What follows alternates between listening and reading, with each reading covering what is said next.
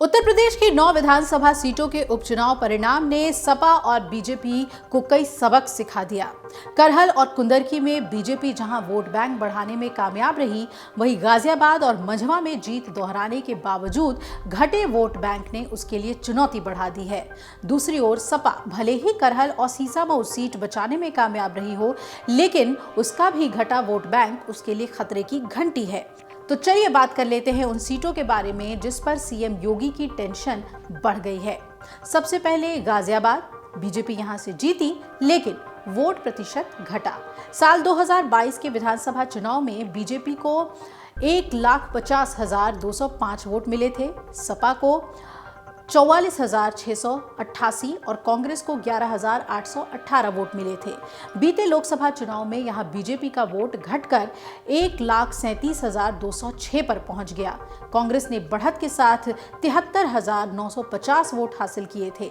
उपचुनाव में भी बीजेपी का वोट घटने का सिलसिला जारी रहा और उसे 96,946 मत ही मिले। सपा को सिर्फ 27,595 वोट मिले। इसकी बड़ी वजह दलों में उत्साह की कमी भी मानी जा रही है। इसके बाद एक महत्वपूर्ण सीट है करहल। यहां भी सपा को जीत तो मिली लेकिन आगे के लिए चुनौती बढ़ गई है। करहल में साल 2022 के विधानसभा चुनाव के दौरान सपा को 1,48,196 वोट और बीजेपी को 80,692 वोट मिले थे। सपा संस्थापक मुलायम सिंह यादव के निधन के बाद लोकसभा के उपचुनाव में सपा को 1,40,578 और बीजेपी को 65,116 वोट मिले थे।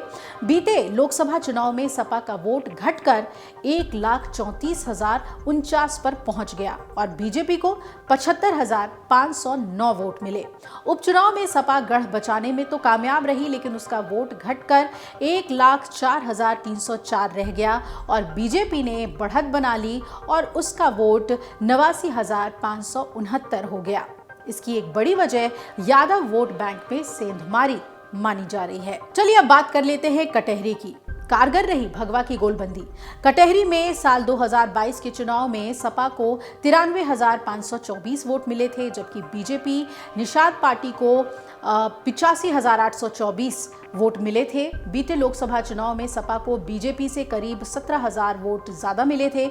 उपचुनाव में भाजपा का वोट बढ़कर 1,04,091 पर पहुंच गया तो सपा का घटकर 69,577 पर सिमट गया और इसकी मूल वजह सपा के अंदर खाने में सामंजस्य न होना और निषाद वोटों की लामबंदी मानी जा रही है।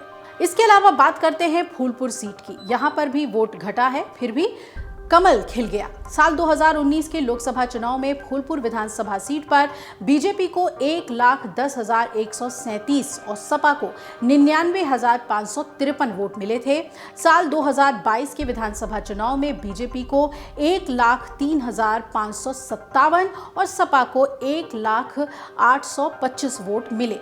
साल 2024 में लोकसभा चुनाव में यहां बीजेपी का वोट बैंक घटकर 89,650 पर पहुंच गया, जबकि सपा को 1,07,510 वोट मिले।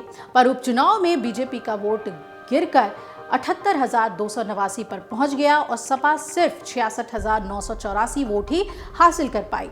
यहां दोनों दलों का वोट गिरा है लेकिन भाजपा कमल खिलाने में कामयाब रही। चलिए एक और महत्वपूर्ण सीट की बात करते हैं, वो सीट है खैर।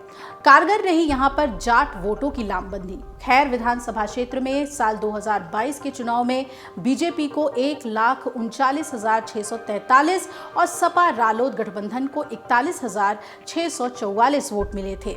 बीते लोकसभा चुनाव में बीजेपी को 94,205 और सपा को 95,606 वोट मिले थे। उपचुनाव में बीजेपी आरएलडी एक साथ थे और बीजेपी रालोद गठबंधन को 1,01,81 वोट मिले, जबकि सपा घटकर 61,788 तक ही पहुंची और इसकी मूल वजह जाट वोटों की लामबंदी बताई जा रही है। चलिए एक और महत्वपूर्ण सीट की भी बात कर लें और वो सीट है कुंदरकी। यहां पर बीजेपी ने रिकॉर्ड तोड़ दिया। कुंदरकी में विधानसभा चुनाव 2022 में सपा को 1,25,792 और बीजेपी को 82,630 वोट मिले थे। लोकसभा चुनाव में सपा को 1,43,415 और बीजेपी को 86,371 वोट मिले थे। लेकिन उपचुनाव में बीजेपी ने सभी रिकॉर्ड ध्वस्त करते हुए यहां 1,68,526 वोट हासिल किया है और सपा महज 25,334 वोट पर सिमट गई। यहां से बीजेपी ने पहली बार जीत दर्ज की है। एक और महत्वपूर्ण सीट है मीरापुर, जहां पर वोट घटा लेकिन परीक्षा में पास हुए चौधरी। साल 2022 के विधानसभा चुनाव में मीरापुर में आरएलडी को 1,07,421 वोट मिले थे और उस वक्त रालोद सपा के साथ थी। बीजेपी को 80,041 वोट मिले थे। साल 2024 में सियासी समीकरण बदले और रालोद सपा का साथ छोड़कर बीजेपी के साथ आ गई, लेकिन लोकसभा चुनाव में उसका वोट गिरकर 73,320 पर पहुंच गया, जबकि सपा को 63,351 वोट मिले। उपचुनाव में रालोद बीजेपी बढ़त के साथ 84,304 वोट हासिल करने में कामयाब हुई और सपा को सिर्फ 53,508 वोट मिले। यहां पर वोट घटने के बाद भी जयंत चौधरी परिवार सियासी परीक्षा में पास हो गया। चलिए अब बात कर लेते हैं मझवा की।